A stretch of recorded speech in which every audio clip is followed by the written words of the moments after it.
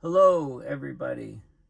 My name is Paul Beckwith, and I thought I would do a follow-up video on what actually is happening down in Antarctica with the potential reversal, which is what appears to have happened, of the SMOC, the Southern Meridional Overturning Circulation.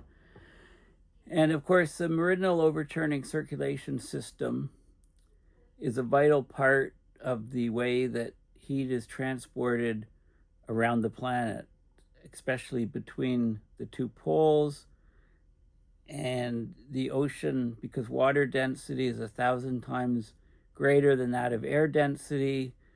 There's tremendous amounts of heat transported in the ocean current. So if we're seeing major changes, which is what appears to be happening with these ocean currents in Antarctica, it's a very significant new development in human history on this planet. So I want to go into detail on, first of all, I want to say that right now there's more questions than answers. Okay, this is new developing work. It's developing findings. Since 2015, we've seen a collapse of Antarctic sea ice, and what I described in the last video and I'm describing in this video go a long way to explaining why we've had that collapse of Antarctic sea ice. So let's get right into looking at what happens. The key questions I'm trying to look at are, how does this change or break down in the SMOC, the Southern Meridional Overturning Circulation? How does this affect the AMOC in the Northern Hemisphere? Is it already affecting it?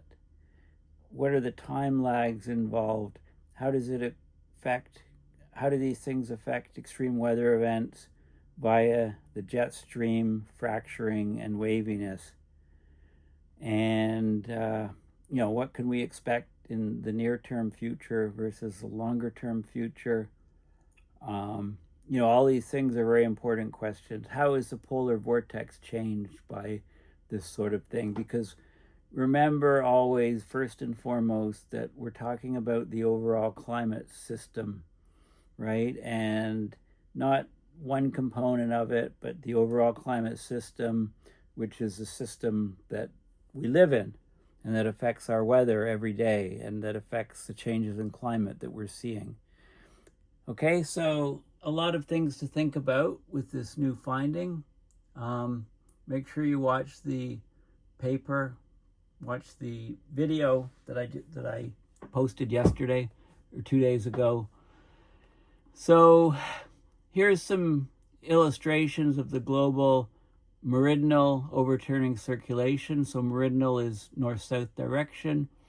Overturning circulation, we've got water descending from the surface down below, and we've got water coming up, upwelling from below. So, you can pick any one of these diagrams, and you can basically start with the Gulf Stream, moving off the east coast of the US, moving northeastward, cooling down, getting denser as you get evaporation of water, eventually sinking down into the abyss, bringing oxygen to the deep ocean seafloor, bringing nutrients, bringing carbon down is a big, huge factor. The carbon sink is very important. Lots of carbon gets taken down to the deep ocean in these so-called chimneys where the water descends, and then this continues along the ocean floor, traces back to the Southern Hemisphere.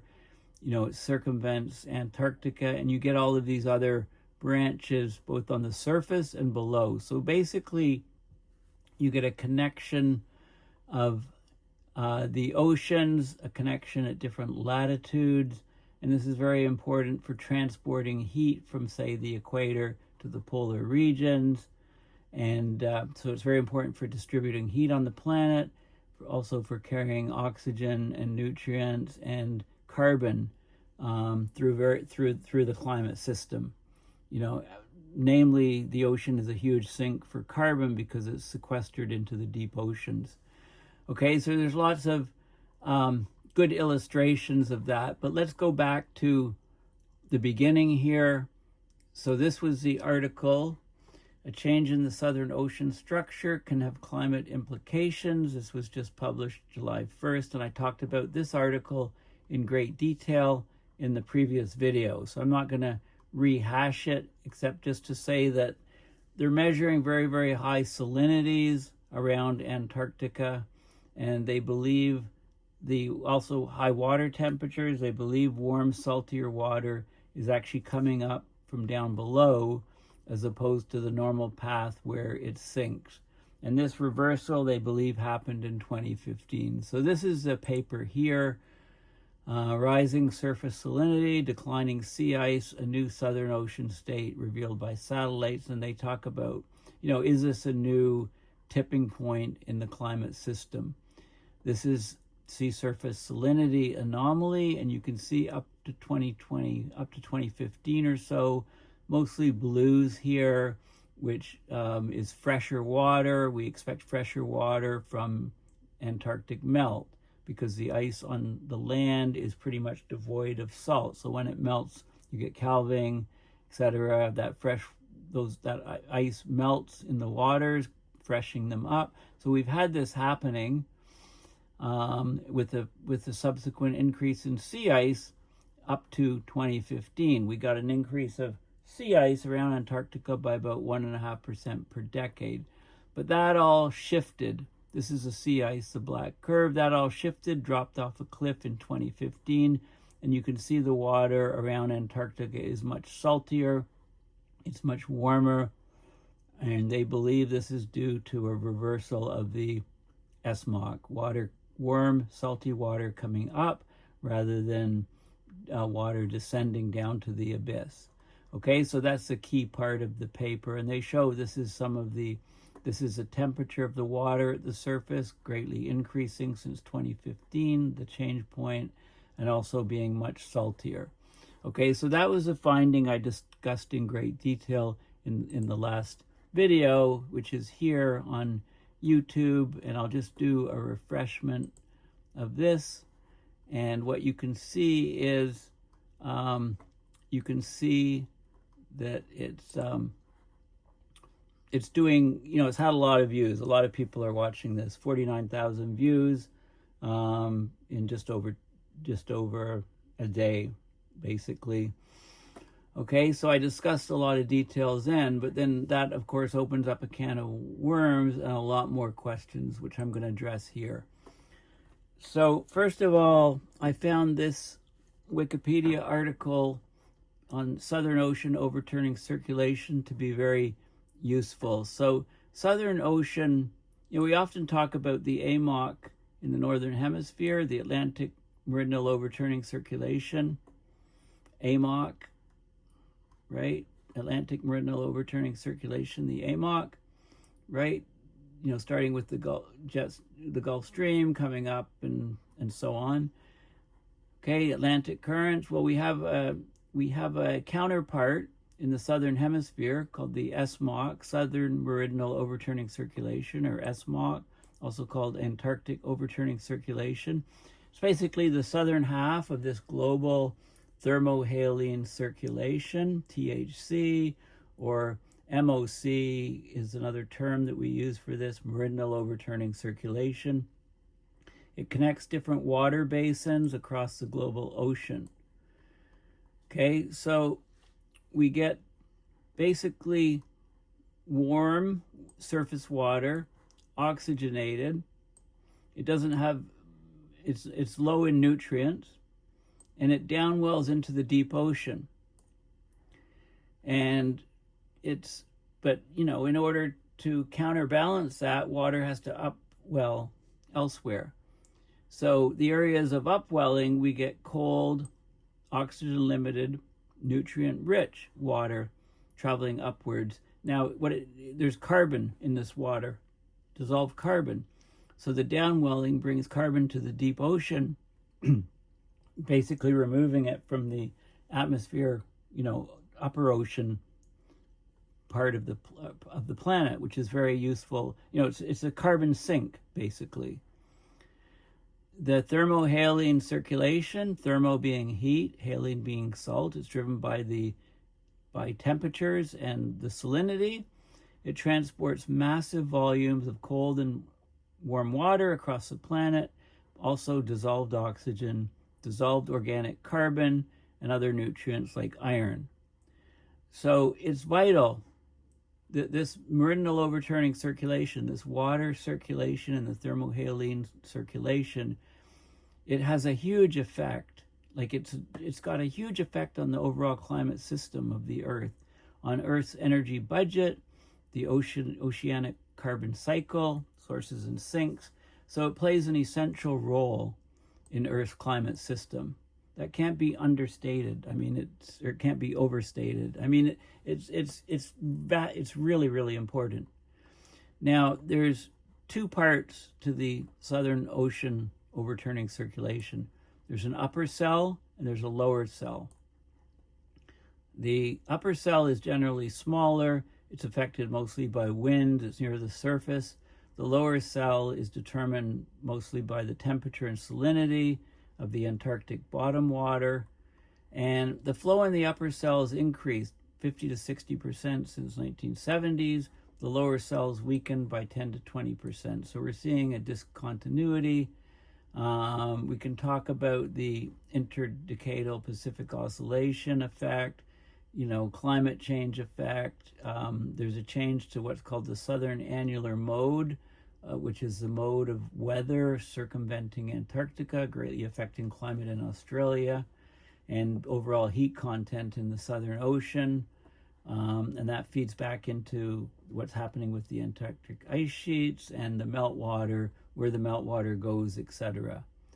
The ocean stratification is very important. When you get much lighter water on the surface, then you get less vertical mixing. So if the ocean is greatly stratified, you get less vertical mixing.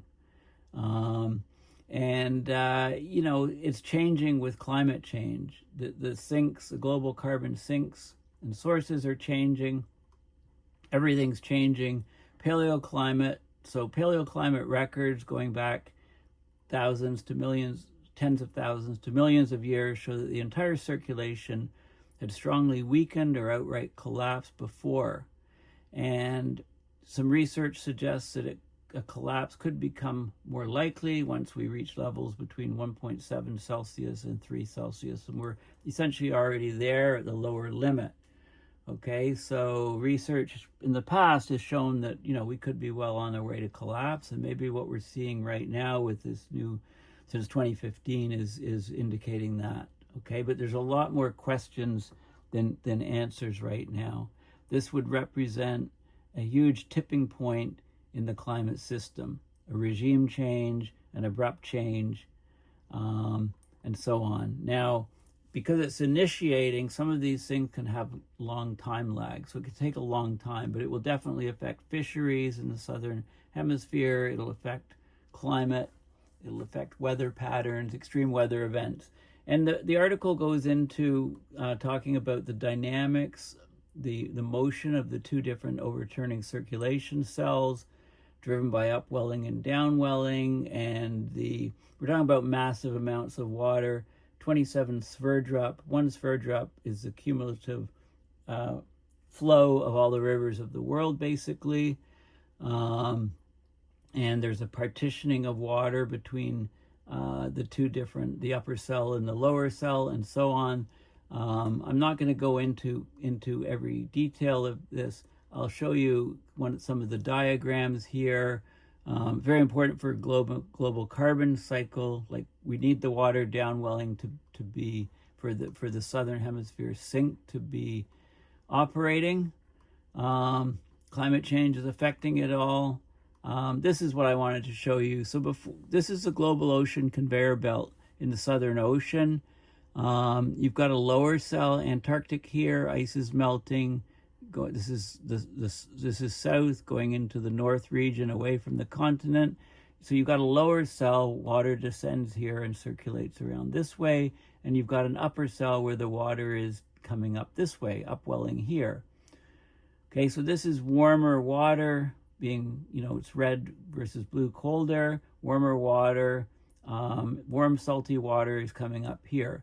But what's happening is with, 2005 to 2017, we've seen a collapsing or retraction, shrinking of the lower cell, and we've seen a strengthening and expanded upper cell, and this could be what's happening. As of 2015, this upper cell has pushed its way over, inhibiting this downwelling, bringing warm, salty water up to the surface, making the salinity around Antarctica much greater, much saltier, inhibiting Antarctic ice, causing sea ice to collapse off a cliff since 2015. Okay, so that looks like basically what is happening to me, although I need to look at this in much greater detail. I mean, obviously there hasn't been enough time to fully digest what is happening. You can, I put a link here to info on the interdecadal Pacific Oscillation, which often comes up when we talk about circulation. And there's something called the Antarctic Oscillation. It's the Antarctic Oscillation, AAO, distinguished from the Arctic Oscillation. It's basically the southern annular mode. It's a low-frequency mode of atmospheric variability of the Southern Hemisphere, strong belt of westerly winds, low pressure surrounding Antarctica, and it's how storms and cold fronts and weather moves around Antarctica. And of course, this impacts New Zealand and Australia in a great way. Okay, so there's that idea as well. But let's have a look at what's actually happening. So this is perplexity.ai. You can pose these questions yourself and think of additional ones. So the question is, if the SMOC has actually reversed direction, which is what the last video was all about, it looks like that may have happened as of 2015.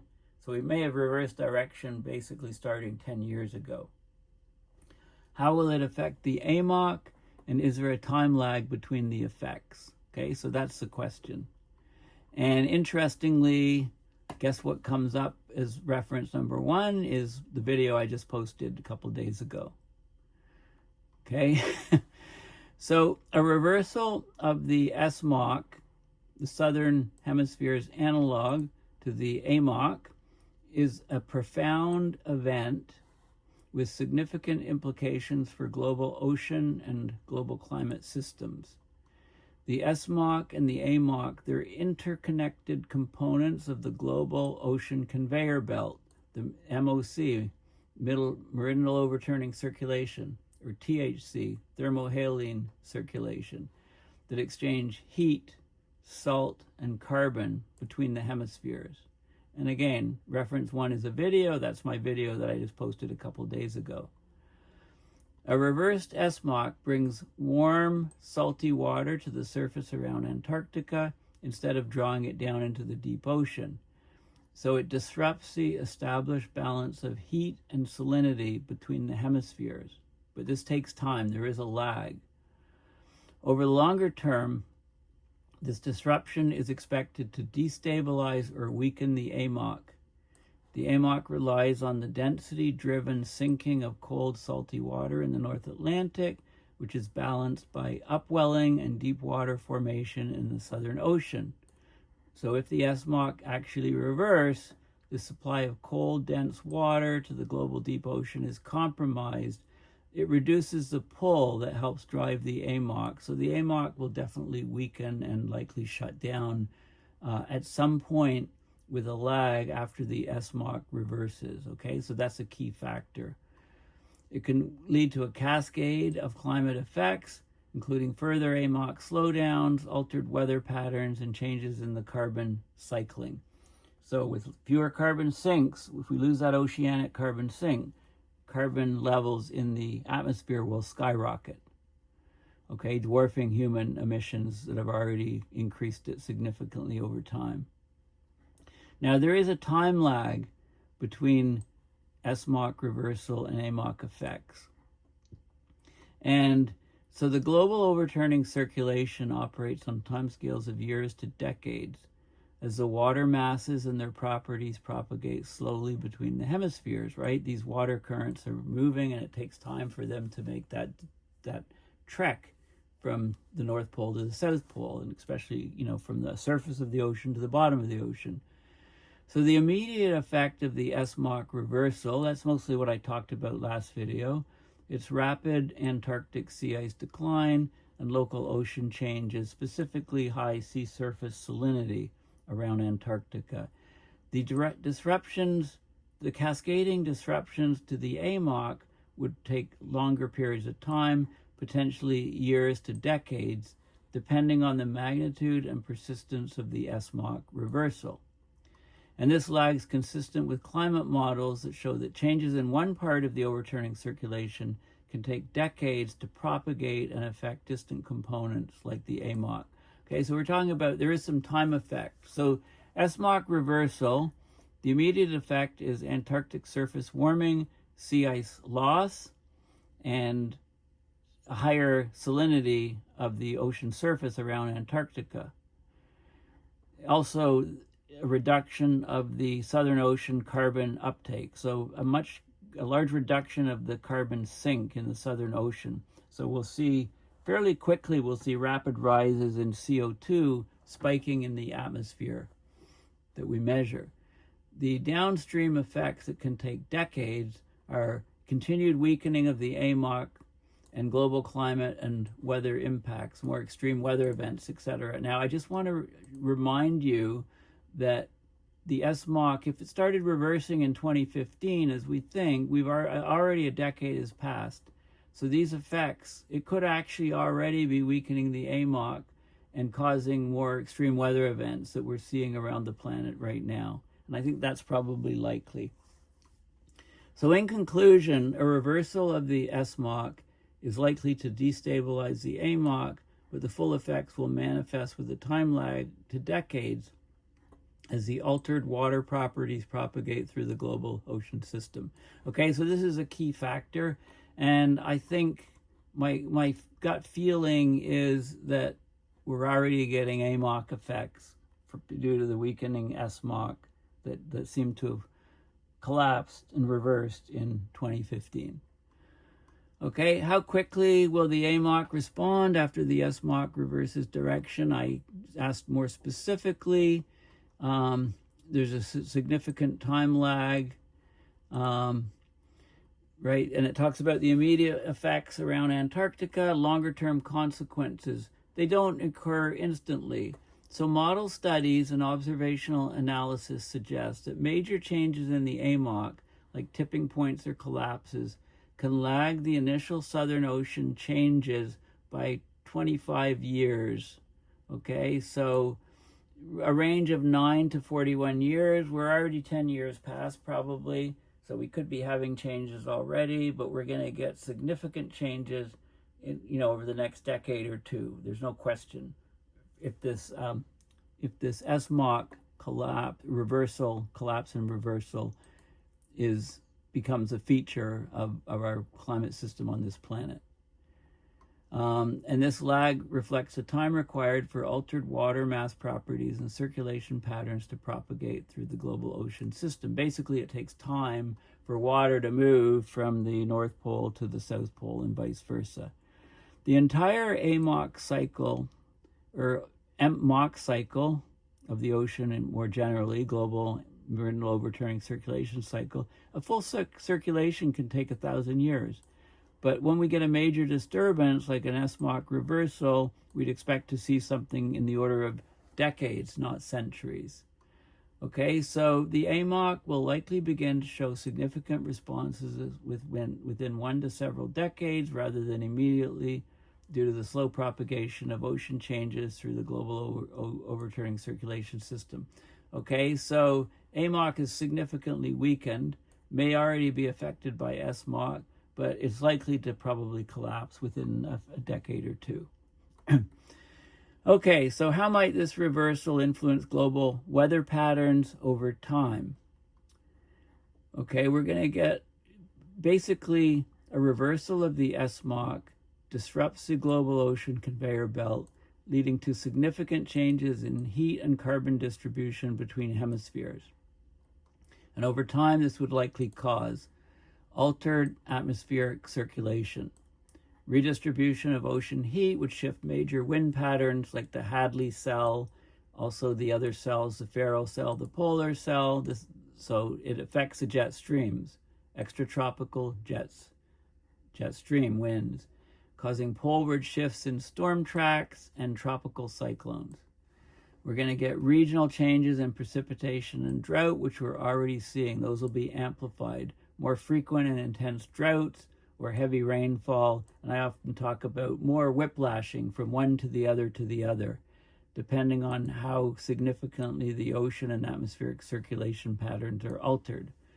We're still going to get a further increase in amplification of extreme weather. Right, the changes in the ocean circulation can intensify feedback loops like soil moisture temperature, snow ice albedo temperature, more and more extremes of temperature and precipitation, which we're already seeing, but they're going to worsen significantly. Temperature anomalies. Some regions may warm more quickly than the global average. Others could have less warming, even some cooling, as the ocean heat redistribute. So if the AMOC collapses, like the Arctic gets very cold, for example, and so on. Okay, so the latitudinal impact is great. There's great variance in it. We're going to get shifts in the ENSO, the El Nino Southern Oscillation, La Nina, La Ninas, El Ninos, La Ninas. Changes in the global overturning circulation may influence the frequency or intensity of extreme ENSO events, which in turn affects droughts, floods, tropical cyclones around the globe. And these changes can unfold over years to decades. Okay, but again, remember, we had this reversal starting a decade ago. What about the jet stream? I specifically asked, might a reversed SMOC cause long-term shifts in jet stream patterns? The answer is, of course, that a reversed SMOC is likely to cause long-term shifts in jet stream patterns. I mean, when I ask these questions, I know the answers, but I'm just trying to get more details on it. Right? So reversed SMOC is going to change the jet streams. It's going to cause long-term shifts in jet stream patterns due to its profound impact on global heat distribution, atmospheric circulation, and feedbacks between the ocean and atmosphere. All right, the SMOC is a crucial part of the global ocean conveyor belt, which regulates planetary heat distribution and carbon storage. When it reverses, it brings deep, warm, CO2-rich water to the surface, leading to rapid Antarctic sea ice decline and a breakdown in the ocean's layered structure. So a breakdown of the stratification of the ocean, basically. That accelerates global warming, destabilizes weather patterns worldwide, increases the risk of abrupt changes in atmospheric circulation, including the jet streams. Okay, the AMOC directly influences the position and strength of the North Atlantic jet stream. So when the AMOC weakens or collapses because of the SMOC reversal, we're going to get changes in the location, frequency, intensity of extreme weather events. It'll shift the jet stream, affecting the seasonality. I mean, the jet stream looks so fractured and broken at the moment. It's just going to get more and more chaotic. It says here, as the ocean heat is redistributed and polar regions warm rapidly, jet streams may become more meandering and prone to getting stuck. So this is already happening, of course, getting stuck in place, getting like torrential rain in some areas, leading to flooding, flash floods, etc., and drought in other, extreme heat and drought in other regions. So heat waves prolonged, like look at the European heat waves at the moment, droughts, heavy rainfall events. We're already seeing this as the jet stream slows and gets more blocky, persistent wave patterns in the north-south meridional direction. So a reversed SMOC will drive long-term, potentially irreversible shifts in the jet stream patterns, making them more erratic, amplifying extreme weather events globally, and further destabilizing the AMOC, which will further amplifies all of these other effects. So We're on a roller coaster, people. How might a reversed SMOC influence the stability of the polar vortex? I had to ask that question, the stratospheric polar vortex. So a reversed SMOC could influence the stability of the polar vortex over time, primarily through its impact on global heat redistribution and sea ice cover. Here's how. Okay, well, the SMOC is part of the global ocean conveyor. It regulates transfer of heat between hemispheres. If it reverses, right, brings warm, salty water to the Antarctic surface, accelerates sea ice loss, alters the temperature gradient between the poles and mid-latitudes, and you know what that does to the jet streams. The temperature gradient, right, the strength and stability of the polar vortex is closely tied to the temperature difference between the pole and mid-latitudes. Rapid Antarctic warming and sea ice decline would greatly reduce this gradient, this temperature difference, and that would lead to a weaker, more unstable polar vortex. A polar vortex that can be shattered and fractured and broken by sudden stratospheric warming events, etc. A weaker vortex is more prone to disruptions, splits, southward intrusions of polar air into lower latitudes. And of course, it all feeds back and it increases the variability. Climate models are split on the precise magnitude of the effects. There's consensus that large-scale changes in ocean circulation, like SMOC reversal, could act as a significant destabilizing force on the polar vortex, increasing the frequency of sudden stratospheric warming events and erratic jet stream behavior. So if you think things are chaotic now, well, think again, because it will seem like a world of stability now, probably in 5 or 10 years, given what's coming down the pipeline. Long-term shifts. Over years to decades, these changes could make the polar vortex more susceptible to breakdowns.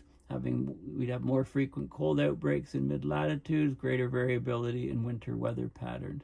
So we're definitely looking at a destabilization of the polar vortex over time as a result of the reversed SMOC. And then I asked some more specific questions about potential impacts of SMOC reversal on Arctic and Antarctic climate interactions. And, it talks about similar things. There's a little bit extra you have to read very carefully. Devil's always in the details. One of the things is that the upwelling of water around Antarctica releases ancient stored carbon and can potentially double the atmospheric CO2 levels over time, which would greatly amplify global warming. Okay, so that nugget is in there. And they talk about the cascading effects on other circulation systems, the SMOC on the AMOC, which plays a major role in regulating Arctic climate and in bringing heat over to Europe, so we can get some extreme, crazy, chaotic cooling of parts of the Northern Hemisphere, deep freezes in Europe with a shut off and disrupted AMOC, which can be precipitated by a reversal in the SMOC with a lag of, 10, 20 years, 9 to 40 years is the uncertainty range. And we're already at year 10, with the disruption of the SMOC looking like it happened in 2015. So there you have it. And there's lots of feedbacks and different coupling between systems and long-term consequences. So in summary, a reversed SMOC destabilizes the interconnected climate systems of both the Antarctic and Arctic, amplifying the warming, accelerating sea ice loss, increasing the risk of abrupt extreme climate events across the globe. There you have it. Great increases in Arctic climate variability, changes in global heat and energy redistribution, teleconnections between the two poles, changes in the jet streams, changes in the polar vortex, changes in the way storm tracks move, the cross-equatorial energy flows, right? The feedbacks from changing albedo from the sea ice and all of these different things. So these effects may unfold over years to decades, reflecting the slow but powerful teleconnections of the global climate system. Okay, and the Southern Ocean circulation shifts. How do they modify Arctic sea ice dynamics and stuff? I kept asking very similar but slightly different questions to try to tease out more information. And I think I've talked about most of the things that it discusses here. So this is a very important system, the Meridional Overturning System, the ocean current system of the planet.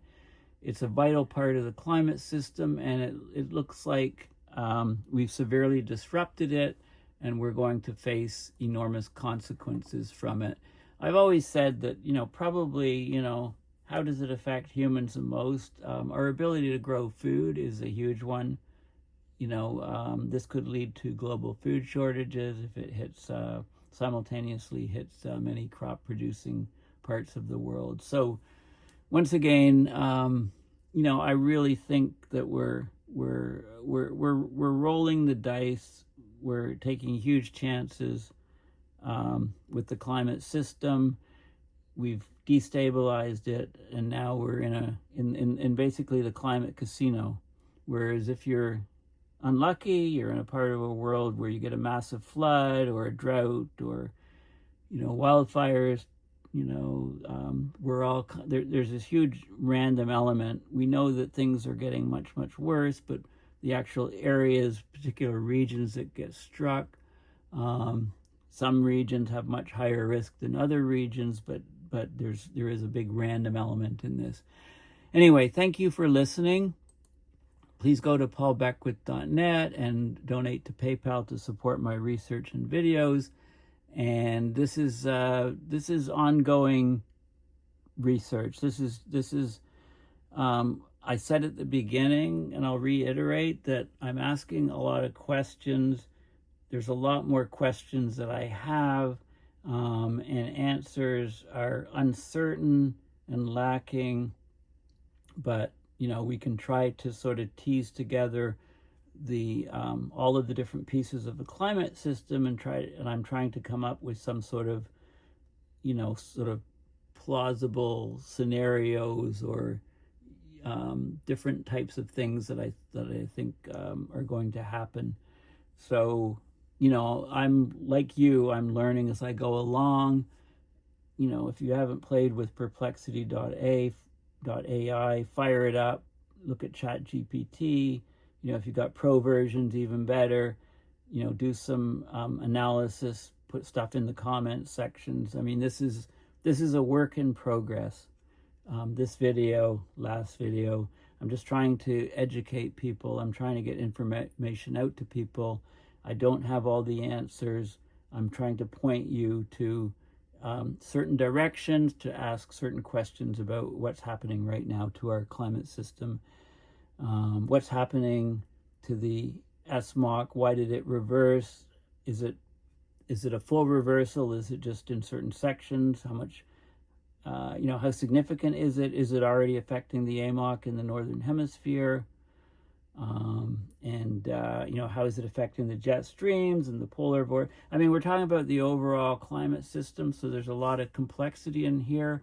But over time, we try to, I'm endeavoring along with other scientists and people to try to get a picture as to what's happening, what's happening and what we can expect. And, that's as new research is being done, that becomes, we get new information and we revise our thinking on how things work. I mean, that's how science works, basically. Anyway, thanks again for listening, and check out my website, PayPal, if you want to support my research and videos. Thanks again, and bye for now.